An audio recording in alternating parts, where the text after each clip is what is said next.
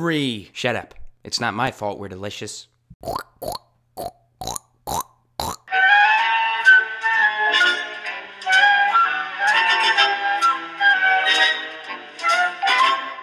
Hey now, everybody, I'm Mike Galonska, and today we're going to be using stop-motion animation to make our armature walk.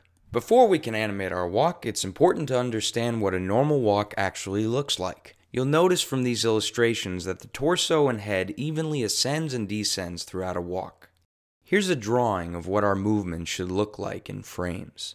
But I think the best way to understand animating a walk is to first look at ourselves. Now, I'm no glamour model, but here I am doing a short walk. You'll notice a couple of things as you view this. My head does slightly bob up and down as I step, and that's caused by the raising of the heel from my back foot. The highest point my foot is off the ground is at the beginning of my step, and my leg is bent the most when the knee is parallel to the opposite leg. Also, as I step, my opposite arm is moving forward with the elbow slightly bent. Be sure to study your own walk before animating. You may even want to keep a video like this nearby as you're working. So let's try out some animating. Before we begin, make sure your set is placed on a level platform with no risk of moving or shaking during animation. Use just one of the nut and bolt rigs to mount the right foot of our armature to the hole we previously drilled. Normally, we don't drill our holes for walking in advance, but because we are animating one steady walk, we're going to drill 2 rows of holes in front of each foot.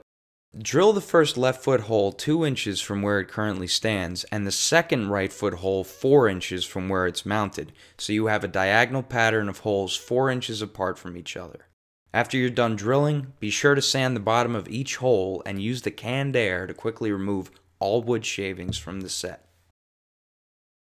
First, we want to open up our frame capture software and set our FPS at 24 frames per second. I am using a wireless mouse nearby and out of sight to conveniently capture the frames. Before you begin, capture at least 48 frames or 2 seconds before you begin. Then, often practicing a walk to refresh my memory, I begin by lifting up the left knee while swinging the right arm forward. Keep checking the onion skin layer or the transparent previous image to make sure the torso advances forward and not backward each time.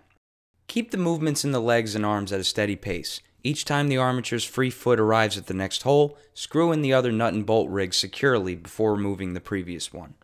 Be sure to hit the play button between steps to check on your work so that you won't have to restart deep in the animation. If you notice a spot you'd like to reshoot, you delete the frames after that point and use the onion skin to help find your original position. Here's a time lapse of the animation over the course of a half hour. Wire armatures like this will never produce the most smooth or efficient walks, but are great for learning. A more expensive armature will animate a lot faster and smoother, so please don't be discouraged, especially if this is your first time animating a walk.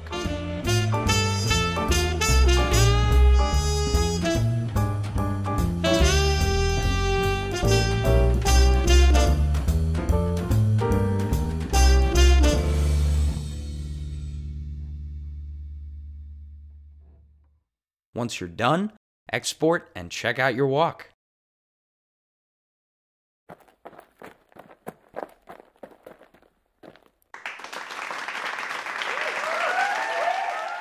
Yes, we have done it. Our armature has finally walked. Now granted, wire armatures are not the most efficient way to use stop motion animation, but they are surely the cheapest. So next week, let's dress up our armature a little bit and get into stop motion with clay. Until then, I'm Mike Galonska. Do me a favor and have a good one.